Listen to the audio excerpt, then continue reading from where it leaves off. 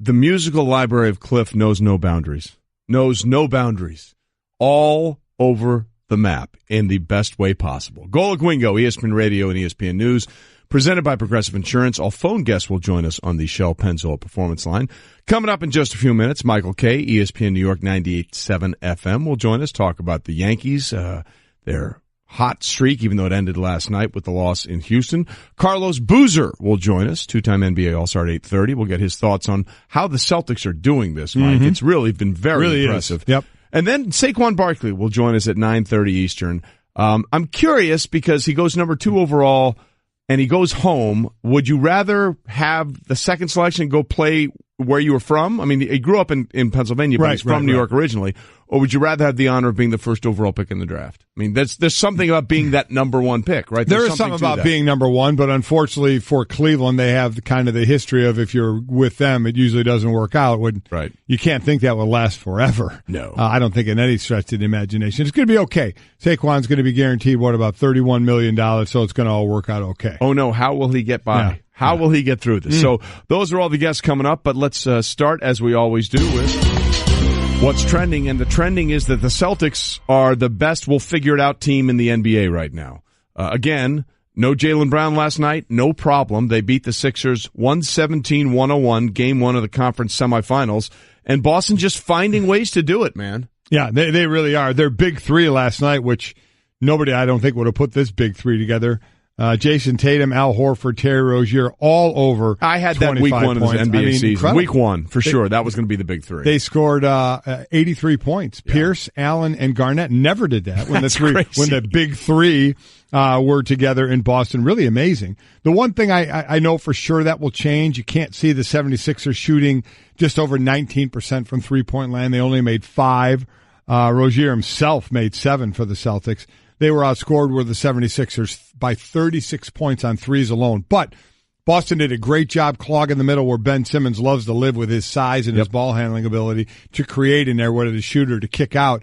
And when you kick out, guys are just missing shots. They didn't shoot well, as I said, from three-point land. So I would expect that could be different. We had Carol Lawson on talking about there's more than a few things the 76ers could do differently. One of them being hustling back in transition would be something. I kept thinking they were going to make a run, and Boston, to their credit, just kept holding them off. It was one of a few different guys that would just bomb a 3 and just keep the lead up there to where it just took it away for the 76ers, and Boston just keeps on going. Brad Stevens, incredible. Yeah, every time you felt like the Sixers were crawling back into the game, Celtics came up with the bucket they needed and just kept them at bay the entire time. So we'll see what happens going forward in Game 2. Meanwhile, Game 1 tonight, the other Eastern Conference semis, Cavaliers on the road taking on Toronto. Again, if not tonight, when? Yeah. When will the Raptors ever beat the Cavs in the postseason? So who helps make this a game for the Cavaliers? We keep hearing about Toronto playing differently. It's a different team. But then, can they get over the LeBron hump? So who is it? Tristan Thompson had his first start of the playoffs in Game 7, had 15 and 10, played really well at the high pick and roll with LeBron. So does he continue to add that spark? Who else? Kevin Love. Is he going to be the guy? What's his shooting percentage going to be? Who's going to be that other guy counted on to play their role? And again, it's a role they have to play on the road. And you always hear about role players doing it better at home. Well, they're doing this on the road. My guess is that this one starts to get away from Cleveland, and they just say, okay, this one's going to get away from us. We'll gear up, Rest up for Game 2. Yeah. All we need to do is get a split. Doesn't matter if we win Game 1 or Game 2, just get a split going back to Cleveland. I'll believe that the Cavs can actually make it back to the finals when somebody else, not named LeBron James, actually scores 20 points. Yeah. In that first-round series, not once. Be the first time in the playoffs when it happens. Exactly. Yeah. Not once did somebody not named LeBron James score 20 points for the Cavs. First time LeBron has ever won a playoff series in that situation where no one else scored 20 at least once. That's ridiculous. You've got to get some more production from somebody else besides LeBron. And then the rough start for the Dodgers, continues. Cody Bellinger was benched the other day for hustling, #talking to the rest of the team. Dave Roberts there. Clayton Kershaw struggled a little bit, and now they're going to be without shortstop Corey Seager for the rest of the year, going to have Tommy John surgery. He said it felt good before the season and in the beginning of the season, that everything felt fine, and then this past weekend he started getting that tingling in there, that numbing and some of the pain, and as an athlete, you know your body better than anybody, and you start to wonder, and he kept saying he hopes it's inflammation, which either rest and or an anti-inflammatory shot can help. But it wasn't, and I wonder at what point he even had the realization, okay, this is going to be more, and it turned out to be way more. For a team, as you mentioned, Clayton Kershaw struggling early, Justin Turner, has the busted wrist, third base, so you got third base and shortstop, now out. Won the shortstop now, and Seager out for the entire season. So early struggles in a long, long season for the Dodgers.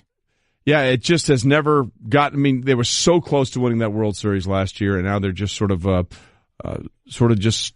Hey, listen, every year, out of the game. There's that mash unit, as I said. Turner at third, Seager at short. Kershaw started out slow. But again, it's a long season. You go through the ebbs and flows. Let's see what they can do. You know who knows about a long season better than most? Who's that? That would be the play-by-play voice of the New York Yankees. Mm-hmm. And, of course, the host of the Michael Kay Show on ESPN New York 98.7 FM. We are delighted to have Michael Kay on the show. Always fun time when he joins us.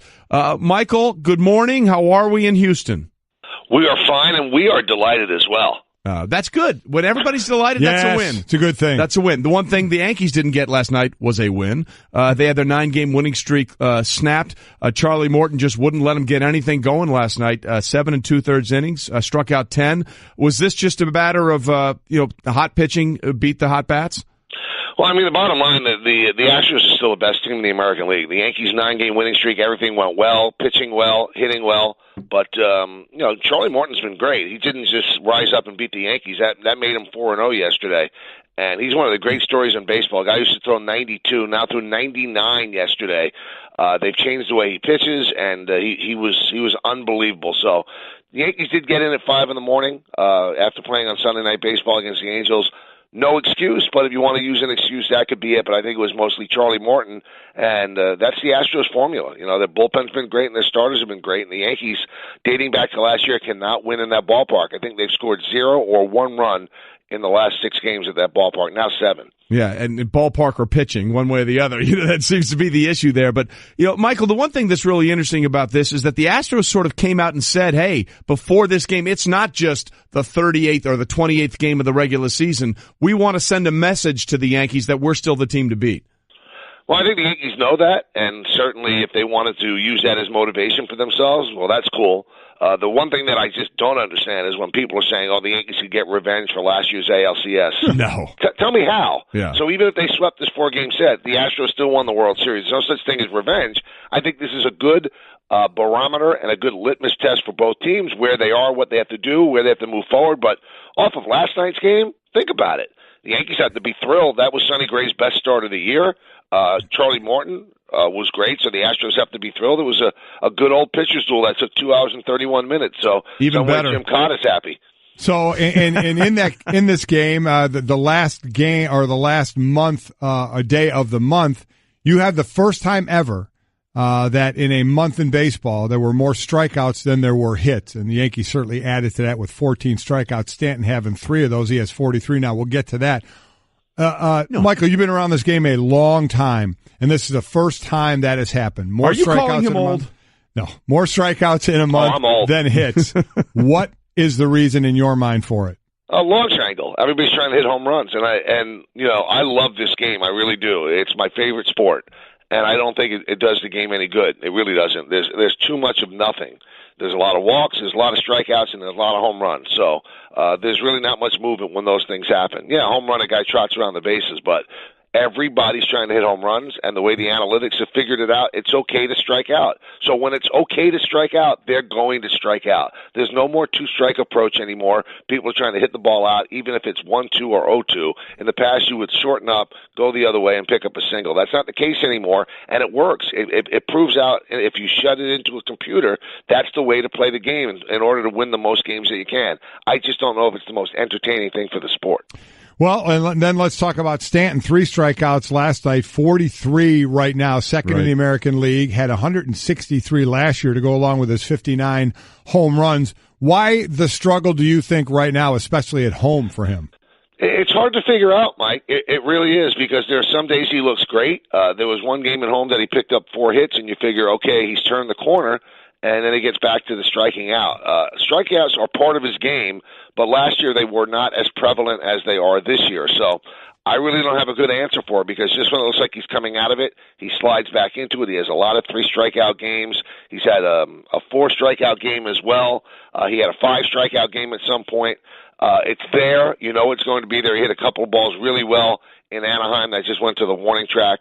I wish I can give you a better answer, but I don't think anybody could figure it out at this point, because, again, sometimes he seems out of it and then he slides back in. Yeah, he clearly feels like he's pressing at home. Batting average is about over 100 points higher on the road. Slugging percentage much higher on the road. We'll see if he can get that sorted out. You have to believe eventually he's going to be the player that we've seen in years past. Michael Kay with us from the Michael Kay Show, ESPN New York 98.7 FM. Also, of course, calls the Yankees games for the Yes Network. Let's talk a little bit about football now. You had Dave Gettleman on your show. He loves the Hog Mollies, and he defended the pick of Saquon Barkley. Did you have any issue with the idea of taking a running back second overall, even though, I mean, Mel Kiper is the most conflicted person in the world when it comes to this, Michael. He had Saquon as the best player in the draft, but he has a theory or a philosophy he lives by. He would never draft a running back in the first round. I don't have a problem with taking a running back, but I have a problem when a team that has a 37-year-old quarterback refuses to acknowledge that it has to take a quarterback. So the Giants have put themselves in a situation that when Eli's done in a couple of years, if you believe in what the Giants are doing, they're not going to be picking second in the draft in the next couple of years. So they're going to have to sign a quarterback or trade for a quarterback, and we see how well that's worked for the New York Jets. So you just end up chasing your tail. I find it unbelievable, and Dave didn't have an answer for it because he wasn't here. Last year, after the 11th or 12th game, John Mara went to Ben McAdoo and said, we have to start looking at the young guys to, ease the replacement of Eli. Now all of a sudden they think he has 2 or 3 years left. How did that change? Now, Gettleman is very pro Barkley. It seems like everybody in football is pro Barkley. And if you broke it down to the best player that was in the draft, yeah, the Giants took him. How does that serve them in the long run? The only way that I could see this, it's two ways, and Gettleman said it could be a little of both. The Giants are trying to win right away, and do we really believe that they go from 3-13 to win, or they really like Davis Webb? But if they really like Davis Webb, then why did they draft a quarterback in the 4th round? So there's a lot of things that don't fit. Yes, the Giants got the best player, but did they get the best player for their future? That was my thought about Davis Webb as well. And also, we remember Minnesota rebuilt their entire offensive line to 5 new starters in different positions, and they came out playing pretty well. And we know the Giants are revamping their O-line, so let's see how that O-line plays and then how Saquon can help the running game and the passing game as well. Certainly as a former player, from a player standpoint, they're happy as heck that they took a player that can play now and not a quarterback that may play a few years from now. So we'll see how it all plays out. How about for the Jets? They get Sam Darnold, and all Jet fans are immediately going to say, well, if that's a quarterback we picked, then that's a quarterback that's going to fail. Is that still kind of the prevalent thought there? That sounds like, same old Jet fans. I will say that. We have not gotten that on the show that much, but I think that the Jets got the best quarterback, the one that they really wanted anyway. That's what Mike McCagnon said on the show yesterday. He would not downgrade any other quarterbacks, but it seemed like they were thrilled that he dropped to third. And maybe over the last 3 years now, the football gods are smiling on the Jets. They were at 6 the last 2 drafts, and they got really great players dropped to them that they did not expect to be there, and those players have proven out to be very good. There was all this suck for Sam talk before the season. The Jets didn't. They went out and tried to win as many games as they possibly could. And they got the 6th pick. They moved up to the 3rd, and there was Sam Darnold. So I think they were shocked when the Browns took Baker Mayfield. Shocked. And then they held their breath that the Giants were going to take Darnold. And then when the Giants took Barkley, boom, there's the player that they ultimately wanted anyway. So he's 20 years old. I don't think he's going to help right away. But in terms of the upside of the 5 quarterbacks taken, he probably has the highest one. I think the Jets did very well in this draft. Yeah, listen, Michael, you may be right there. And what I love about Darnold is that he has that sort of quiet confidence. Like he's not braggadocious like Baker is. He doesn't have to come out there and do that stuff. Well, one of my favorite stories about Sam was, he was the second high-profiled quarterback to commit to USC. And normally after one quarterback commits to USC or a big school, another quarterback doesn't want to go there. They want to be the guy. But he was the second guy in, and he said to then offensive coordinator Clay Helton, hey, best guy plays, right? And by the end of training camp that year at USC, his freshman year, that high-profile pick, the first one, Ricky Town, was in the process of transferring to Arkansas, and Darnold was there and going to be established as a starter. He just went in there and took it, and that's what I love about his attitude. I love that story, too, and I love the fact that, I don't know if you realize this, Golic, but the guys on my show, Peter and Don, they really believe that, Trey steals stuff from our show. So I can tell you that I've stolen that story from you, Trey, and I use it all the time on the air. And listen, in this business, everybody's a thief. And you know what? It's okay. I love it. No, but literally, every time I go on the Michael K show, they say we're stealing something else. Yeah. The Tiger Sounder they had a problem with. It's okay. It's okay. It's all right. It's okay. All right. Stealing is fine. I love it all. No problem at all. But we're all in the same family, so it doesn't matter. That's exactly right. Michael K joining us from the Michael K show on ESPN 98.7 FM in New York. All right, who do you want to see as the Knicks coach? Jeff Van Gundy, but they're not interviewing him, so I'm not going to get what I want. All right, out of candidates they're actually going to pick from, who do you want as the coach? I would like to see Mark Jackson. I'd like to see a New Yorker who gets the vibe of the city and understands Knicks fans and has had success on the court with the team and understands the history of the team and appreciates it and loves the history. And I think he would move heaven and earth in order to make this team successful. So I think they've interviewed some very interesting candidates. I think Fizdale would be good. Budenholzer would be good as well. But if you ask me of all of them, I'd like to see Mark Jackson just for the optic of it. And, let's not forget, Golden State was just the dregs of the NBA when he got there. He didn't win a championship with them, but he certainly got them to that point. So he is the Buck Showalter to Steve Kerr's Joe Torre. So I'd like to see him be the Joe Torre this time and turn things around with the Knicks and get championships. You're absolutely right. I think people forget that. Look, I mean, he set the thing in motion. Now, Steve Kerr's done a great job with it, no question about it, but that foundation was set by Mark Jackson. Real quickly on Van Gundy. Wasn't it yesterday like the 24th anniversary of him hanging on the leg of Charles Oakley in that playoff series? One of the greatest moments of all time. Michael, as always, we appreciate you being with us, my friend. Good luck tonight with what goes on with the Yankees. You got it, Trey. Thanks so much. Thank you, Mike. Thanks, Michael. Michael K., always an interesting guy. And really, they do a great job on 98.7 at ESPN New York. They really do. It's a really fun show. But I was curious to get his take on the strikeout thing because I thought it was the cold weather. To me, but, look, nobody knows baseball like Michael, but he's talking about that launch angle and trying to swing for the fences as much as anybody else. That's what we heard last year. It was either a home run or a strikeout, and this took it to the first time ever to happen in a month of baseball, more strikeouts, not than home runs, but more strikeouts than hits. As far as the Giants and Saquon Barkley and the thought process of we need a quarterback for the future because do we really think we can win now? I'll say again. Yep. The Minnesota Vikings. Yeah. They got basically 5 new starters. There were some guys that were there the year before, but it's starting in different positions. 5 new starters in their line, and they were blocking great. Yes. They were doing a great job. And they had Dalvin Cook, who got hurt, though, but still, the line, they were run blocking well, they were pass blocking well.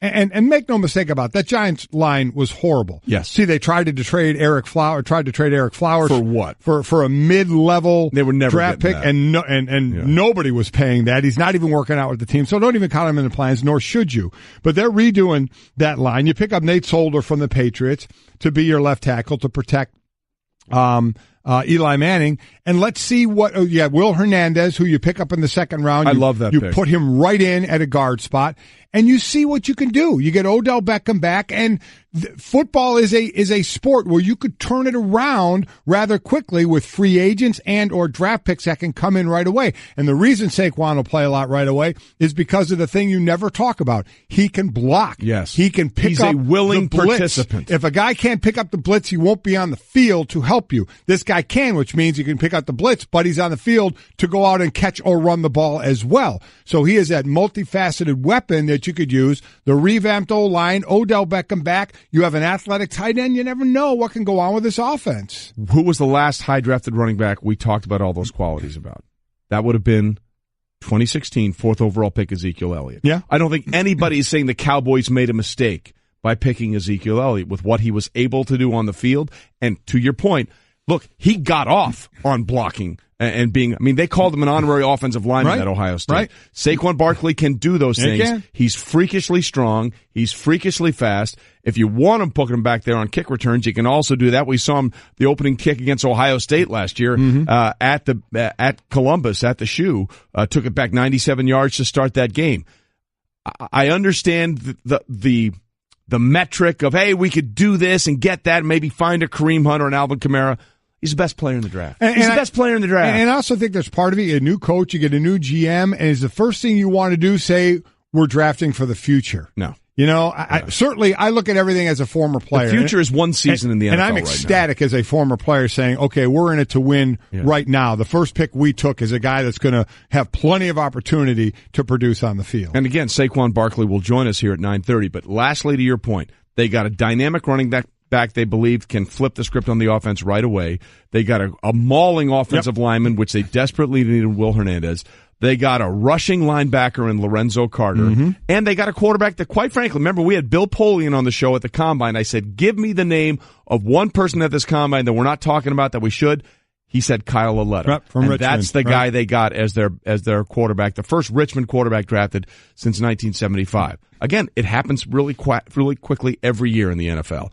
Hey everyone, Mike Golic here. Support for the Golic Wingo podcast comes from our friends at Rocket Mortgage. By Quicken Loans, chances are you're confident when it comes to your work, your hobbies, your life. Rocket Mortgage gives you that same level of confidence when it comes to buying a home or refinancing your existing home loan. With Rocket Mortgage, you can apply simply and understand fully so you can mortgage confidently.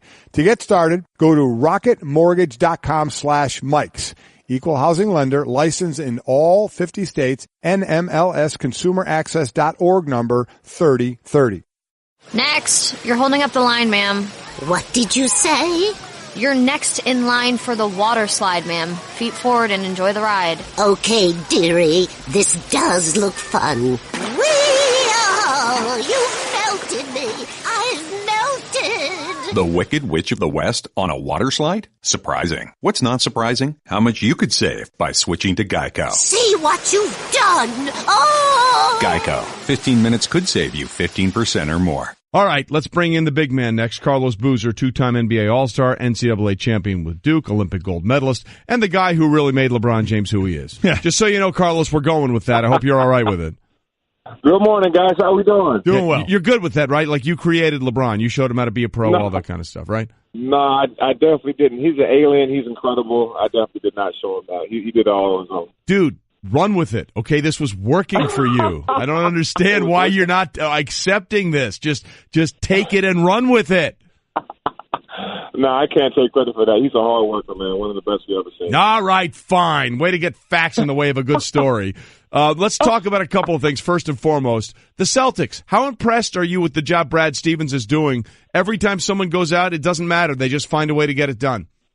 Wow. Incredible. I mean, I don't know if someone coach of the year, but incredible job. You lose Hayward, first game of the season. You lose Kyrie down the stretch, and now you lose Brown for the second round, and they still come up on the top side and win the ball game. Those young guys are really playing well for him. So what do you think from the 76ers standpoint? What's their first adjustment to be made before Game 2? I think you got to figure out ways to stop them defensively. You got Rozier having a huge night, 28, 29 points. You got Horford Horford looks rejuvenated hanging with those young guys out there in Boston. He played great again last night. And then you got Tatum obviously having a great night. You got to do a better job defensively. I know everyone wants to talk about them only having 5 3-point shots. You got to credit Boston's defense. They did a great job of getting out to their shooters. And then on the other side, there was 17 threes that the Celtics had to only 5 threes that the Sixers had, which is a huge difference in the game. But I think you got to start at the defensive side of things. Obviously, offense is sexy and offense is incredible, and the Sixers have had an incredible offensive season. But defensively, if they want to win this series, they got to step up. We're with the Booze Cruise right now. Carlos Boozer with us, two-time NBA All-Star. The NBA playoffs, by the way, are on ESPN Radio. Tune in tonight as the Pelicans take on the Warriors, presented by Barbasol Razors. Coverage begins at 10 p.m. Eastern on most ESPN radio stations. Let's stick there for a second, Carlos. It looks like Steph Curry will be back for Game 2. If you're Steve Kerr or you're the Golden State Warriors, do you bring him back now, or do you want to make sure until he's 100%? You're 100% sure that everything's good, because right now he's listed as probable for tonight. Yeah, I talk about this on my Hold That podcast brought to you by Sports Illustrated. Me and Nate were talking about how. Well done, Carlos. Hold on, let's just applaud that. Well done. Well done. That's awesome. I just wanted to acknowledge that. Nicely done on your part. Now continue. Thank you, brother. Well, me and Nate were talking about how if you're the Golden State Warriors, two things. One, you're playing great without them, which, I'm not saying that they're better without them. They're just playing great without them. They won Game 1 handily. So you can keep going and keep rolling the dice, but also for the long punch. Like, obviously we expect them to get past the Pelicans and meet up with the Houston Rockets in the conference finals. You want Steph to get his rhythm back. So for me, I'm excited to see Steph play. I feel like I haven't seen him play in a long time, and I'm sure his teammates are, the fans are. Get his rhythm back, so that way when the competition gets tougher, like the Houston Rockets that are coming up, he has his rhythm. He's playing at 100%, and they're looking at 100% too, because that's going to be a great series. But this series, they could probably win this series without Steph. As far as this series, Golden State against New Orleans and Houston against Utah, both those teams, Utah and New Orleans, played well in round one. Do you see either one of these series becoming a competitive series? I think Utah might get a game or two, maybe at home. The fans of Utah are incredible. Shout out to the Utah Jazz. They gave me a great 6 years out there. But they're very good at home. Gobert is definitely a problem inside, defensively especially. They might get a game in Utah. I really don't see the Pelicans beating Golden State, especially with Steph coming back. Well, we're sort of all waiting. I mean, these series are great, but can we just get to the Western Conference Finals with Golden State and Houston? I'm looking forward to that series too. Well, let's talk a little bit, Carlos, about a couple of teams. We'll get to the LeBron situation in a minute, but let's talk a little bit about teams that are no longer in the postseason or just didn't even make the postseason. Let's talk about Pat Riley, what he had to say about Hassan Whiteside, basically saying he wasn't prepared for the postseason. What is Pat Riley trying to get across to Hassan Whiteside by going this public shaming route? Yeah, honestly, this is Pat Riley. He's one of the godfathers that we have in the game. I'm not sure if he's trying to light a fire under Hassan and get him motivated for what's to come, or if he's just going to, divorce and look. But, Pat's seen a lot of basketball. He's coached a lot of great players, a lot of great centers, for that to be said as well. And I think he clearly wanted more out of Hassan. I think Miami Heat fans wanted more out of him. I'm not sure what's going on with him and the coaching staff there. That's between them. But I'm gonna tell you, when Pat Riley speaks publicly, it's either one or two things. Either he's about to trade you, or he wants to motivate you so you can have a better year next year. So I guess we'll see how that plays out come July. Always interesting to see how or what the reaction is from a player in that standpoint. Remember, he was Spole. He had a headbutting as well, so how will he react to getting called out publicly? And then there's Carmelo Anthony, who may opt out of $28 million, while we know he's not going to get that anywhere else. What do you, forgetting the money side of this, what does Carmelo... How can we forget the money side of it? How do you forget the $28 million? Thank you. Wow. What does Carmelo Anthony offer to a team anymore at this point? I think Melo had a tough playoff run. He had a tough season, honestly. I mean, it was tough to watch. I'm a huge Melo fan. It was tough to watch him play that way out there. But I'll say this: Melo is a tough competitor, man. He's a scorer. He's a guy that can go inside and outside. I think in the right situation. I think there was moments where he was frustrated. He wanted to do more. I saw him during the last couple of games there against the Jazz, and he was visibly frustrated by not being on the court, but also, the coach is doing what he can to try to help the team win. Defensively, Carmelo wasn't doing the best job out there, so he had to do what he had to do, bringing in Grant off the bench. But I think Melo at this point can come off the bench for a team if he's willing to come off the bench. I know he said that he wasn't willing to do that in Oklahoma City moving forward, but I do think that he can come off the bench, give a team a great scoring punch from off the bench if he still wants to, be on a playoff team. I feel like at this stage of Melo's career, with the way that he played in the first round of the playoffs against the Jazz, it may be the next move in his career, but he may not. It may be tough to get him on that bench. All right, Carlos Boozer with us, and this is the question I have to ask you: how comfortable do you have to be financially to say, "Yeah, I'm going to pass on the $28 million I'm guaranteed"? Listen, you got to be extremely comfortable to pay $28 million when it's guaranteed to you, no questions asked. Even if they did a buyout, which they may end up crossing that bridge later on, do a buyout, you're still probably going to end up with 25 of that, 28, maybe 24. That's a lot of money to opt out of. I'm sorry. Even if I had to come back and endure another 7-8 months where I watch Westbrook do everything, I think I'm going to pick up that $28 million and have the best seat in the house and cheer my team on and come off the bench. I have no problem getting paid $28 million and coming off the bench and watching our team be successful. I'm with you, man. That's a lot of money. You know what? And listen, if he wants to do it for the money, there's absolutely zero wrong with that. It'll be interesting to see, or if he wants to get himself on a team to try and get a ring before he ends his career, and a guy who has a few rings, but it still always seems to be having to prove himself, and that's LeBron James. And in this series, as it gets started tonight, and we were talking about this earlier, Carlos, if Toronto doesn't win tonight, then you almost have to wonder when could they win. Yeah, I mean, I think this series is going to be a hell of a series. I think I'm gonna be honest. I'm thoroughly impressed with what LeBron's been able to do. I know his team is one of the best teams that he's had. This is one of the worst teams that he's had going into the postseason, especially offensively. No other guys are even getting to 20 points in a game. That's tough to put all that on one person. But he's incredible, man. He's in his 15th season. He's putting up, 46 points in their victories, 45 points in his victories, still trying to get triple-double in assists and rebounds, carrying the load. He had to have 46 points just for them to win by 4. He's exerting a lot of energy. And if you guys saw the interview, post-game interview, he's like, look, I'm burnt. He just kept it honest. He was like, I'm burnt. I'm tired. I'll worry about Toronto the next day. I think Toronto, this is the best chance Toronto has to get past Cleveland. They have a very good starting five. They have an incredible bench, maybe the best bench in the NBA this season, especially with C.J. Miles coming off and the rest of those guys. If they don't win this series, they may need to break up this whole squad and start over. Well, that's the thing. I mean, look, with Cleveland, I mean, we're at the point with LeBron where he gave you a very honest answer, where he played 43 and a half minutes and scored 45 points.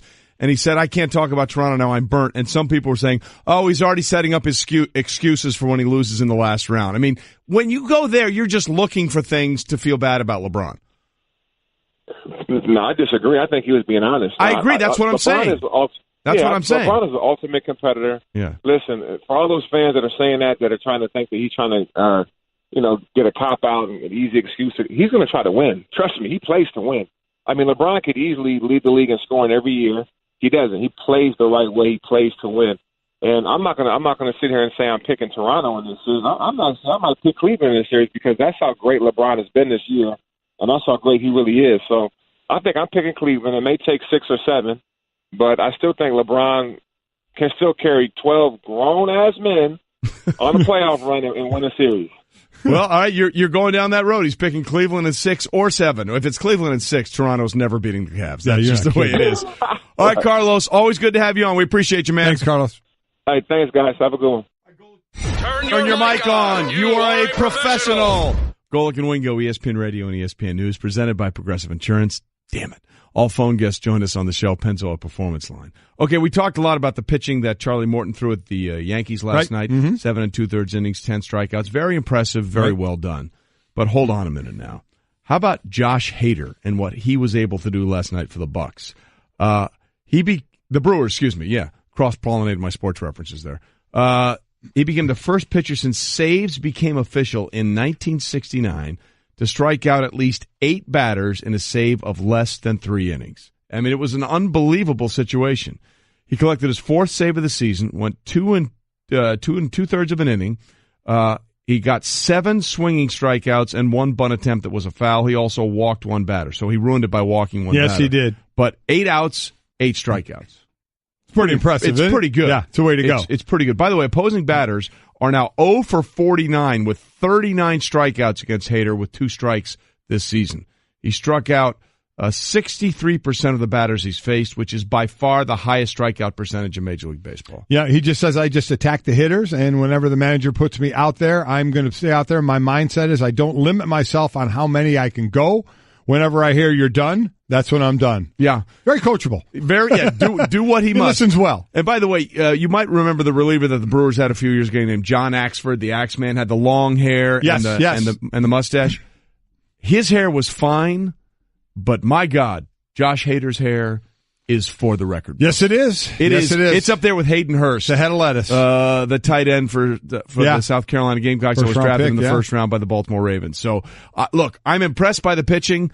I'm more impressed by the hair of Josh Hader. Have you ever tried to grow your hair out long? Well, I'm at the point where it can't. No. I don't mean now. Yeah. I mean when you were younger. No, it would come down to about like the bottom of my neck, but that was about it. Like a mullet? Yeah, a little bit like a mullet. There you go. Yeah. I could never grow mine long. It always grew thick. But see, that's amazing to me because your hair is like an impenetrable force. Yeah, it is. I mean, your inventory is really impressive. Very thick, and I would let it grow occasionally, but it would never grow down. It would just grows grow out? thick. Yeah, it would go more out than down. So it'd be like a popover on the top of your head? It would. The thinning shears are big when I go get a haircut. So it doesn't grow in the back. Doesn't really grow weird in the back. because I know. Most people always have it growing in the back, but Yep. not anywhere else. Yeah, it doesn't. Grows out. You are a freak down. of nature I on am. so many levels. Speaking of a freak of nature from a money-wise, I want to go back to this because everybody keeps saying it. And listen, I get it.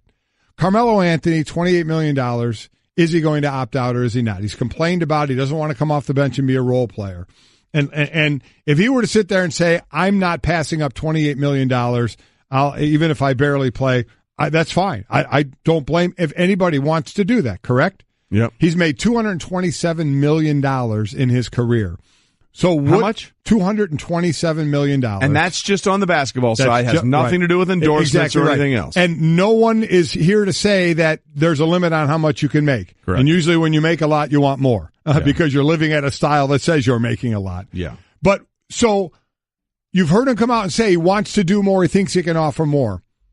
In your eyes, what are the odds of him leaving and going somewhere? And really, it's all about a ring, right? Right. Because he's got all the money in the world, maybe the all-star teams, all that stuff. Now it's about a ring, but he wants to play more because it would be interesting if he went somewhere where he'd have a better shot at a ring, but still came off the bench and didn't play a lot. It seems like for him, it's about being more involved in the offense. Well, basically what we're doing here is we're trying to figure out how much less would you take to win a ring than the $28 million in guarantee, right? Because he's not getting anywhere near $28 million. No, he's not. So he's not anywhere else. He's not losing $28 million. He'll make X amount of millions of dollars. So it'll just be the difference between the two that he won't. But be is getting. anybody give him more than 10? Well, okay, say it's 10. Yeah. So it's 18 it's a million. net loss of $18 million. And that's a lot of money. But this is when you find out, right? Yeah. How important when you've made all that money. For how a guy that never won won a playoff game, let alone a ring, how much would you be willing to give up for a ring? Yeah.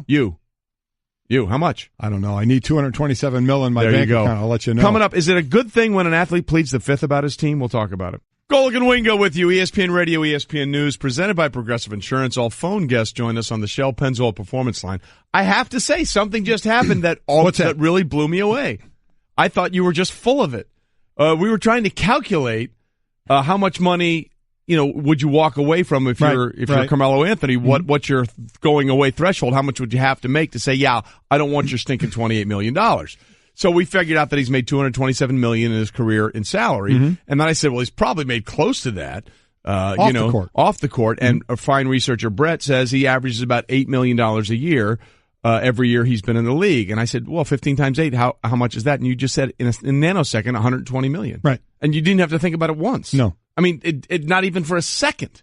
Simple and that goes math. back to your flashcard thing. Flashcard days, again, grade school, I was phenomenal. I was the best guy, but I could never win. Debbie Kaufman.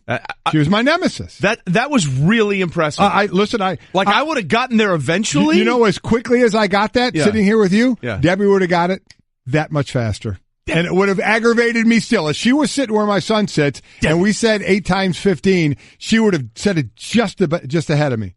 Just like when I was in 8th grade. She is your Newman, basically. Or 6th grade. Whatever Newman it was. So I got to say, that was very impressive. Thank you. So Appreciate that. You continue to surprise me in ways that I could not possibly surprise understand. you with simple math, huh? No, 15 times 8, I would have been like 30. I would have gotten there, but that was very good. Okay. That was very good. You know what else is very good? What's that? What's trending? Yeah, it is. 76ers Ben Simmons says he's not bothered by the Celtics fans' not a rookie chant. Of course, that's the debate, whether or not Ben Simmons or Donovan Mitchell is going to win Rookie of the Year. And on a technicality, Ben Simmons is a rookie, even though he's been around and he didn't play last year. But he said, nah, it didn't bother me at all about calling him not a rookie in the redshirt situation. Is that really a chant that's going to bug you? Not a rookie. Not a rookie at you? Yeah, I mean, really?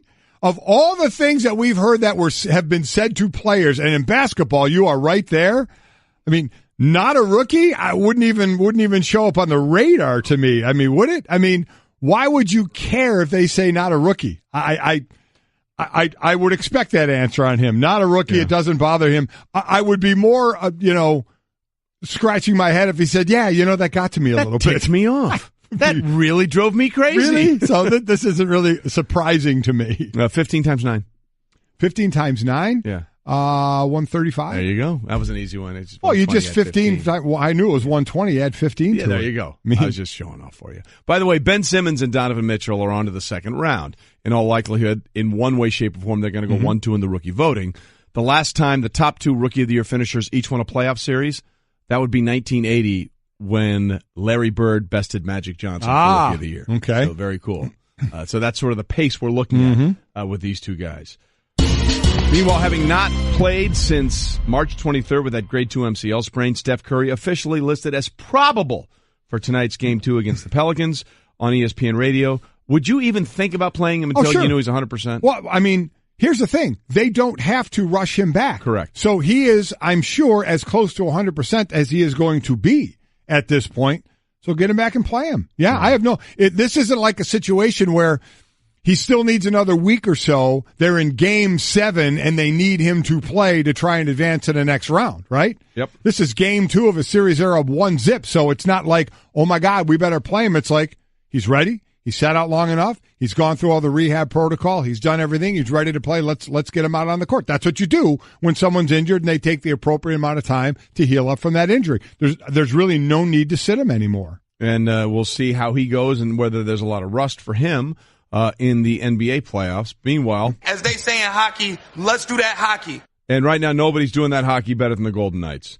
The expansion team continues to impress. They beat the Sharks 4-3 in overtime. They now lead that Western Conference semis 2-1. Yeah, quick 3 goals in the second period. But as you mentioned, they had 2-goal lead, gave it up for the 6th time. The other 5 times that team lost. So this time they do send it to overtime. William Karlsson, he gets the overtime goal, first overtime goal of his postseason career. So the 2 games have been amazing. They scored 7 in the first one. The Sharks scored 4 in the second one, and this one now goes to overtime. So love the series going on. Lightning beat the Bruins 4-2, and they even that series up 1-1. And again, what the NHL playoffs have been a whole lot of fun to watch with the Pens and the Capitals going at it again tonight. Absolutely, and then of course you've got the Preds whenever the Preds are playing, and you have Taylor Lewan and the rest of the Titans offensive linemen losing beers off a dead catfish. Did you see Shaq chasing around Barkley with a catfish full of beer? By the way, let's be honest. Is that? If Shaq wanted to catch Barkley, he could.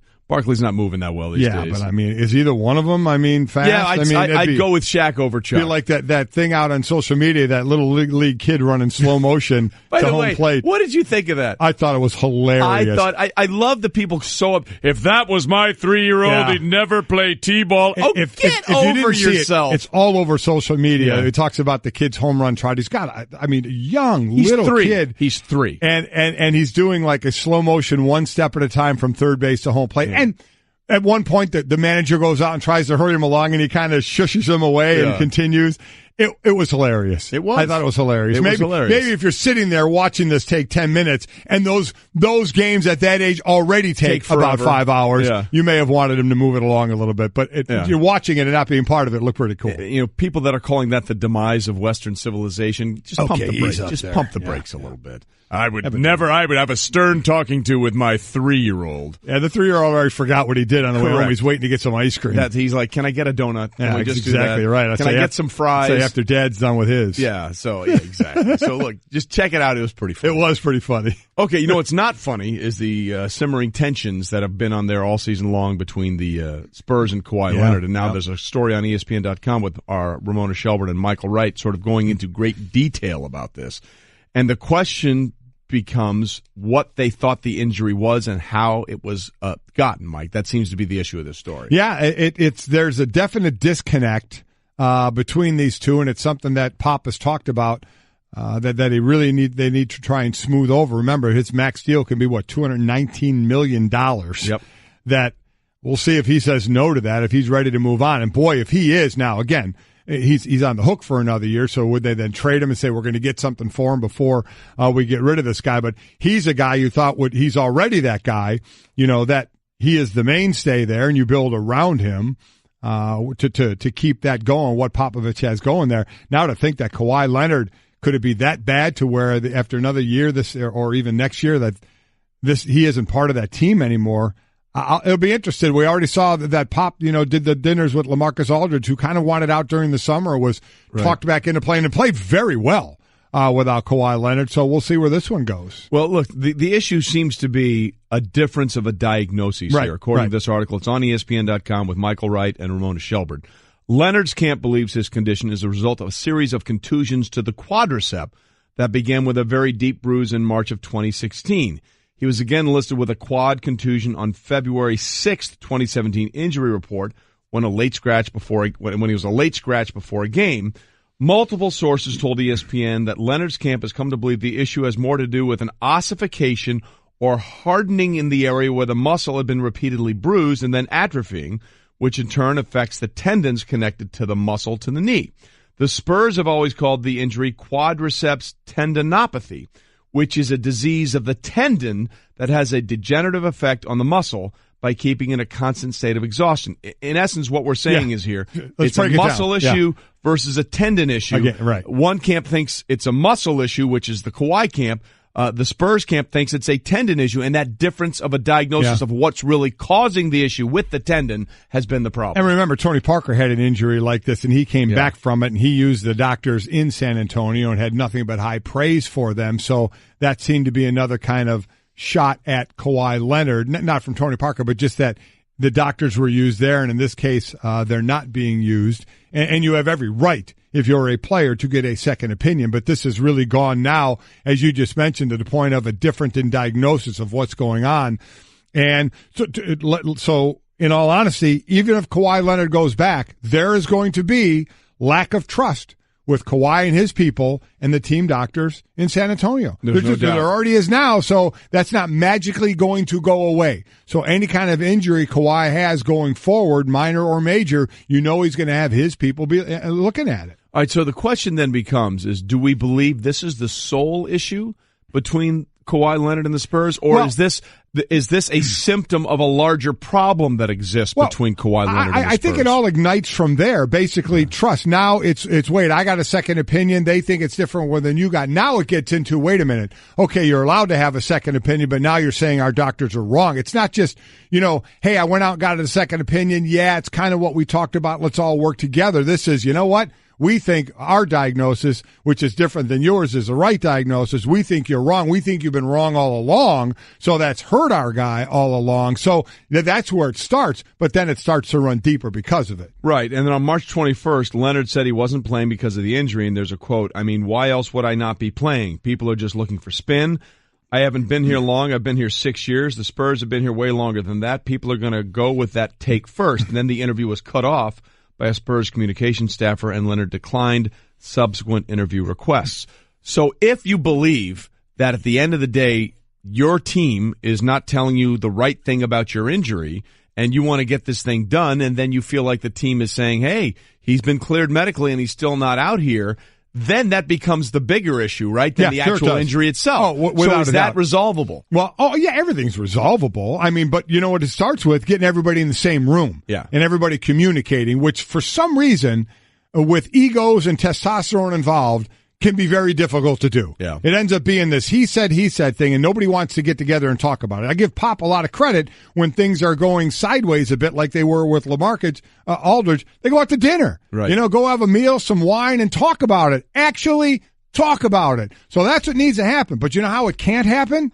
When Kawhi's in New York with his people rehabbing and San Antonio is on the road, getting knocked out of the playoffs. So that's what needs to happen. There needs to be face-to-face communication. I know Pop will do that without question. I hope Kawhi does that, and their people, maybe and their doctors. The doctor, who knows? What's the harm of giving everybody in the same room? And you know what? They may be yelling at first. Right. And that's okay. Yes. But get it all out there. Get the communication lines open. I'm always amazed in professional sports, and really in everywhere, that there can be a lack of, this isn't beholden just to sports. It's everywhere in probably every walk of life. The fact that just sit down and talk to somebody, go in their office, talk to them face to face. Don't tweet it. Don't text it. Talk face to face with somebody to resolve. And sometimes they can't be resolved. Right. But that's okay. But the best effort is when it's going to be face to face. get in the same room, get everybody in the same room, and try and work this out. Are you a fan of the TV show Billions? Oh, I love it. Did you see last week's episode? I'm one short. No, I did. I did. Yes. Okay. Basically, that's what's going on in that show. That's exactly right. I mean, the wife and the psychologist for accident basically had to get those two guys together. Get them together. Gotta get them together. See if we can work this thing out. That's the first thing I thought of. Two egos get involved. Yes. They just get involved. Yeah. And it's a shame, and everybody wants to communicate in other ways because it's too easy to type something and hit send to try and get your message across than actually sit there, look somebody in the face, and tell them why you think they're wrong or you're right, or at least have a discussion. That's what needs to happen. And obviously complicating this is the tragic family situation with Coach Pop right Without now, dealing question. with the death of his wife. So hopefully sometime soon these two sides can get together and see if they can work this thing out. Meanwhile, the NFL is trying to figure out what to do with the kickoff. And there have been a couple of impassioned pleas from players, Matthew Slater of the Patriots and Lorenzo Alexander of the Bills, who was just on with us earlier today, about keeping it. ESPN.com story out there, the NFL now is not considering the elimination of the kickoff for the 2018 season. That, of course, from League Vice President Troy Vincent. Vincent said the league hopes to make substantive adjustments to alignment and formation requirements in hopes of repairing what is by far the most dangerous play in the game. Vincent added, there's no question that it's not about getting the kickoff out of the game. It's about enhancing it. And that, I think, is what most people want to see. You don't want to take away something that allows players to have a roster spot. You would rather, exhaust all opportunities to manufacture it, manipulate it to where it's still part of the game, but can be a safer part of the game because there are a lot of injuries that happen on the kickoff return. And to that point, Lorenzo Alexander, we had him on obviously today to talk about Josh Allen. Been in the league a long time. Been in there since 2005, I think. 2007. 2007. I think he knows what's going on. And so this was his idea. And I saw this on Twitter last night. He posted a video on Twitter last night. It made a lot of sense. Subtle changes to make it more like a punt right. Than a kickoff. And here's what he had to say when he was on with us earlier. There's different ways. If you make that more to a punt style thing, now we're kind of running alongside each other and you're more body blocking and, trying to press guys out and get position that way. You can kind of eliminate some of those high impact shots that some guys are taking, just sitting there trying to absorb and take a charge, which you're taught to do, and try to prevent the guy from making a tackle. Completely agree. So envision this. Now, first, a punt. Really, the first players down on a punt are the two gunners on the outside. And a lot of times you'll see like two players on the punt return team trying to stop them from getting down there and forcing your punt returner to make a fair catch.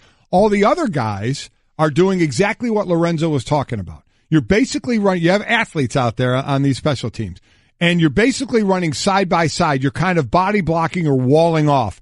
Whereas in a kickoff, we've all seen a kickoff. We know the kickoff. The kickoff team gets a 5-yard a run to the kickoff. They're at a full steam. The front line runs backwards and then sets up. So now they're basically stationary, or they just start coming forward when a full speed kickoff team is trying to avoid them, and there can be very heavy collisions. We're not even getting to the point of the returner that can have a big hit against them. So what he's saying is put the lines closer together. Don't let there be that distance to let the kickoff team build up the speed, the head of speed. Right. Kind of like an onside kick situation. Right. So you're closer. So now you have the kickoff return team more running side by side with the kickoff team and wall blocking and body blocking and getting in the way of the kickoff team guys, so you don't have those big hits. I think that's an interesting idea. Now, obviously, if someone on the kickoff team runs by someone on the kickoff return team, they're still going to have a big head of steam built up for the kickoff returner. But it's a better idea than all of them having the free run that they have and not really getting engaged. If you watch a kickoff, the kickoff team really, for the first time they're engaging, and that's running at full speed, is down around the 20-yard line or so. So they have a whole head of steam built up and hitting people. So it's a good idea by Lorenzo. Now, we'll see what they talk about. Today is interior line play they're going to talk about. And again, there's coaches, executive, former players, representatives from the NFLPA, all talking about safety. And as I mentioned, today's the interior line. Tomorrow they talk, the special teams talking kickoffs as well. I would like to see some sort of manipulation to it rather than just say, let's get rid of it. Because there are those that are getting rid of it. Yep. That they're just saying we're done with it. And again, we know college went to, if you fair catch it inside the 25, you get the ball at the 25. The interesting thing here is that there are so many football players like Lorenzo and Matthew Slater who believe, look, this is an integral part of the game. And before he gave us what he would like to be a suggested change, he explained why he's so passionate about kickoff staying in the game. I think it would be a mistake if we did remove it from the game. I think there are so many other things that we can do before we even get to that extreme. I understand that the NFL and I think players and coaches of the like are trying to make the game safer. And I think there's some very creative ideas that I've heard out there. Look, this is an entry point to a lot of players. I mean, Matthew Slater doesn't have a Pro Bowl career if it's not for kickoff. Steve Tasker is one of the players that's in these meetings with the NFL. And these are pro guys. And this is all bleeding down to youth football again. And I'll say this, and I know it's all out there with the CT and reports on one side, reports on the other side as we still gather the information. To me, and I say it, to me, I think it's the safest time for the youth to get involved in football. Never has there been a spotlight on football like there is right now. Right. With better equipment and better technique, better coaches being certified out there to learn the game of football. I think the next generation of football players at the youth levels coming through to the top levels. And let's be honest, every pro player out there played in the youth level. So that's why I tell these youth level kids all the time, you guys are the next high school to college to pro players. I think when this next generation comes through, you're going to see much better technique out there by players using, again, the game is not going to be safe, but you can make it safer by properly tackling on the field. Equipment is just getting better and better and better out there. So I think it is a good time with the spotlight on football right now to really get involved in the game and help make it a safer game, especially for our youth, which I think is exactly what's going on right now. And again, people are always talking about, well, the demise of football, yada, yada, yada. The ratings suggest otherwise. Just so people understand, the first round of the draft got a significantly higher rating than Game 7 of the Pacers-Cavs. And that's what we're talking about here. It's a list of names that we just read off in some random order. When Mike and I had Roger Goodell on, commissioner of the league, on Friday down in Dallas, we brought that up about the ratings, and Mike even went so far, and he said ratings can be down everywhere because of the choice out there. And Mike brought up to him, ratings in basketball are up. They're one of the very few that's going up. And Roger's response was, you know what? I'd still rather have our ratings. Yeah. Their ratings are up. Ours are down a little bit, but they're still way higher than basketball's. And that's what they're pointing to. They're still doing these monster deals, still making the money for their bottom line that the owners like out there. So, their ratings, even though they are down a little bit, are still way higher than everybody else's. Yeah. At the end of the day, are there issues that need to be fixed in football? Absolutely. It's not a perfect sport. Nothing is. But at the end of the day, every other sport would like to have football's problems. Without question. That's just the fact. That's just the way it is. Hey, everyone. Mike Golic here. Support for the Golic Wingo podcast comes from our friends at Rocket Mortgage by Quicken Loans. Chances are you're confident when it comes to your work, your hobbies, your life. Rocket Mortgage gives you that same level of confidence when it comes to buying a home or refinancing your existing home loan. With Rocket Mortgage, you can apply simply and understand fully so you can mortgage confidently. To get started, go to rocketmortgage.com/Mikes.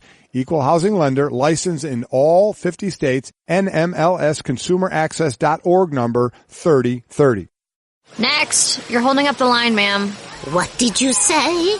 You're next in line for the water slide, ma'am. Feet forward and enjoy the ride. Okay, dearie, this does look fun. Whee-oh, you melted me. I've melted. The Wicked Witch of the West on a water slide? Surprising. What's not surprising? How much you could save by switching to Geico. See what you've done. Oh! Geico. 15 minutes could save you 15% or more.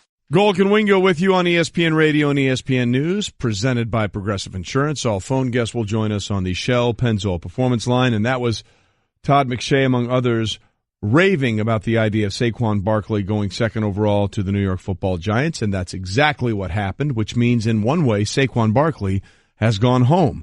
Yes, he played his high school ball outside of Allentown, Pennsylvania, but he's from New York City, and now he looks to be the guy to get New York City back and running with the New York Giants. And we're delighted to be joined now on Golic and Wingo by the newest member of the Giants, and that is the second overall pick of the draft, Saquon Barkley. Saquon, congratulations on being the second overall pick. What does it mean for you to be able to go back into New York and play football in the city where you're from?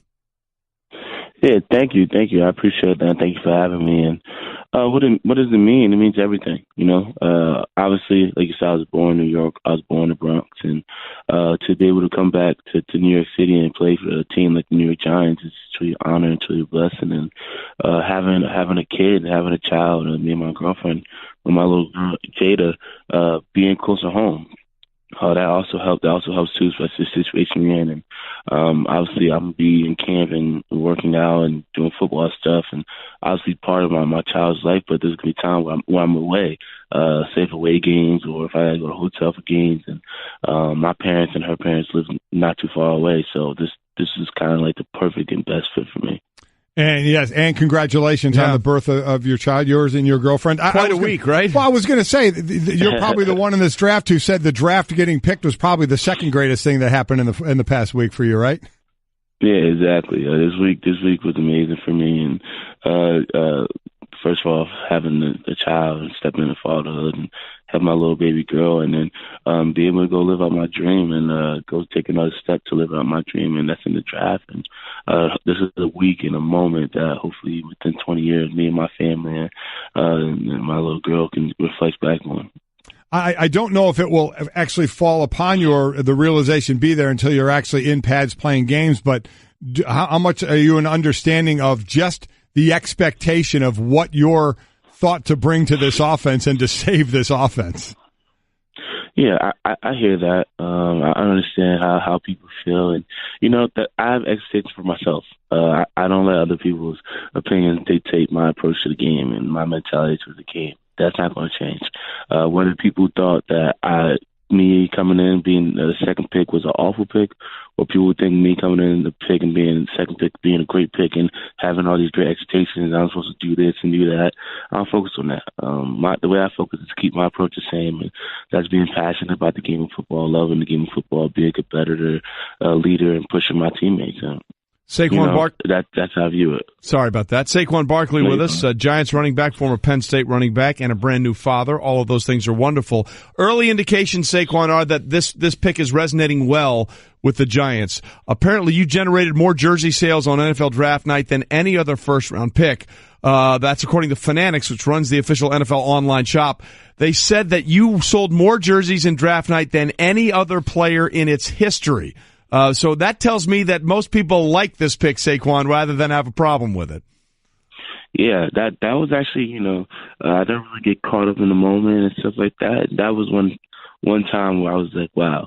Because we look at the history of the draft and the history of the NFL and how many great players have played in the NFL and got drafted, and to have that number and have that stat and that fact of the most jerseys sold in history is just a moment that makes you think that, wow, all the hard work you put in, people are noticing.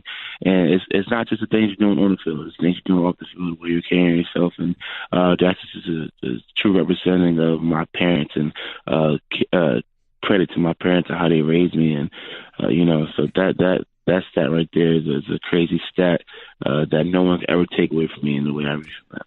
And the beautiful thing is you can actually get paid for your jersey being sold now. Talking to Saquon Barkley, the Giants' new running back. So we know you can run the ball. We know you can catch the ball out of the backfield.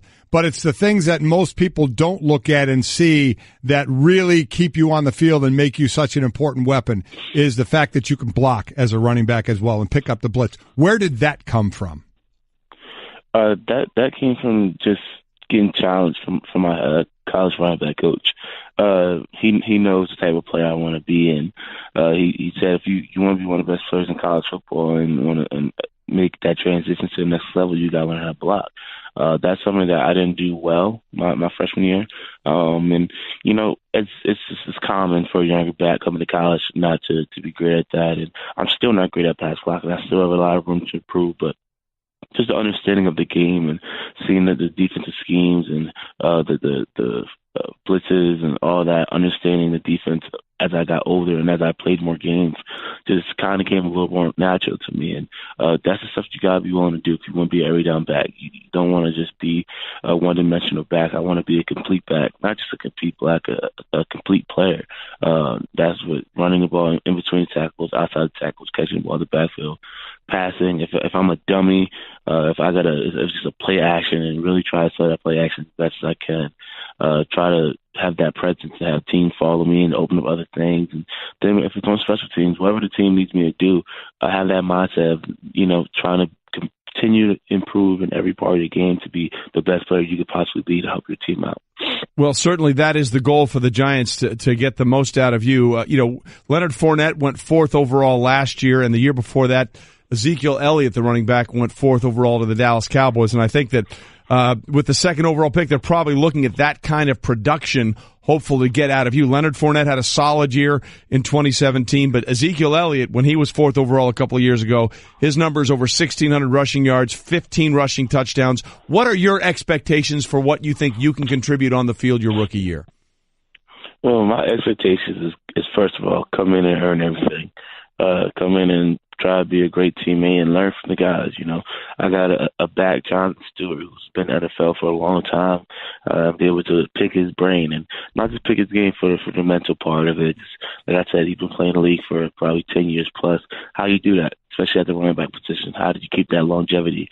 What do you do to take care of your body? What do you do to separate yourself from other backs that weren't able to keep the career as long? And you got Eli Manning, a great quarterback, established quarterback, and get to pick his brain and learn from him in the pass protection and expand my football knowledge, my football IQ, and then do what the team needs you to do.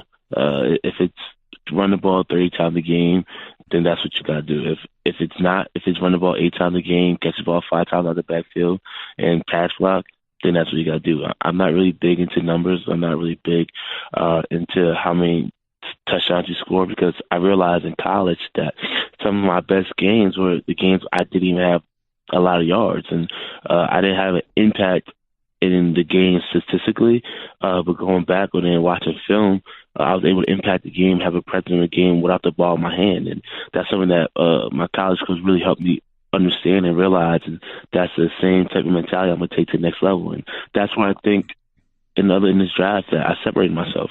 A lot of people ask me what separates yourself from the other draft picks. This draft is so talented. You got talented quarterbacks and talented running backs and defensive players, but that's where I felt I was able to have a presence and impact in the game without the ball in my hand or without making a crazy stat. That's being a leader, and that's even like running a fake and bringing 4 guys with you on a game-winning play, come up and stepping up and putting your head in the pass block to try to create space for a quarterback to make a great pass. All those little things is what I'm trying to continue to bring on with the next level. Talking to Saquon Barkley, number 2 pick overall. Giants picked him up running back since 2000.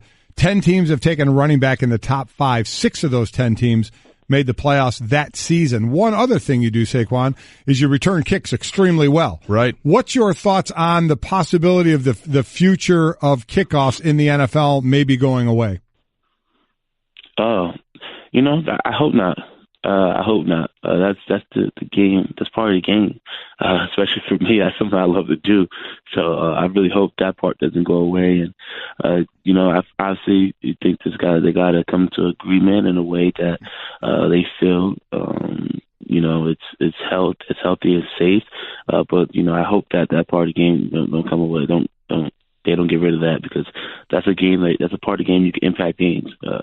I realized that in college, going back there and be able to have an impact back there. And you look at the Devin Hesters in the world, and I'm not saying I'm any Devin Hester, nowhere near close, but he's able to change the game. And especially if you have elite players that can go back there. That's part of the game. It's a fun part of the game that fans love to watch and fans love to enjoy.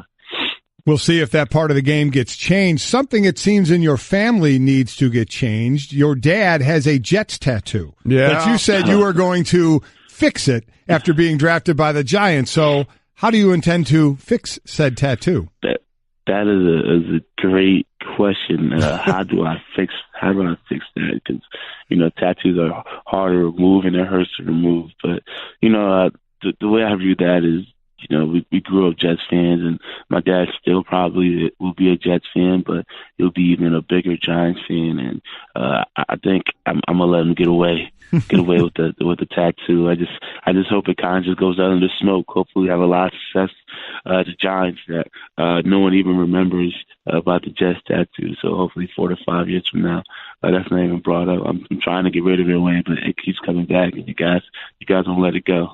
Well, listen, I have a sneaking suspicion your dad's going to become more of a Giants fan. I would say so. I'm going to put all my chips on that table for sure. Saquon, listen, we appreciate you being with us. Look forward to watching you play with the Giants. It should be a lot of fun. Thanks for stopping by this morning. Thanks, Saquon. No problem. Thank you guys for having me so much. Saquon Barkley, second overall pick. You want to talk about old soul? He gets it, really. Man. He just gets it. I'm telling you where he gets it. If you want to be on the field and be a weapon on third down, you have to be able to block. Yeah. You have to be able to pick up the blitz. If you're a liability, you're on the sideline, and then you can't do the things that they expect out of him. And again, I loved his answer. Some of my best games came when I didn't have great stats. I just wanted to be whatever I could be for the team. That's why I love football. It's a team game, man. It's about 11 guys pulling together. It's Golic and Wingo. So is that resolvable? Well, everything's resolvable. Starts with getting everybody in the same room. Yeah. And everybody communicating, which for some reason can be very difficult to do. It ends up being a he said thing. Nobody wants to get together. And sometimes they can't be resolved. See? I don't know what that was. Simple communication. What was that? It was just simple talk. Sports Center brought to you by DXL. What was that? If you're built like a linebacker or a power forward, finding clothes that fit has never been easy until DXL. DXL was built for XL guys with over 100 brands and an unrivaled fit starting at size XL. So get to your nearby DXL store or visit them online at destinationxl.com. Built to fit, built XL, DXL.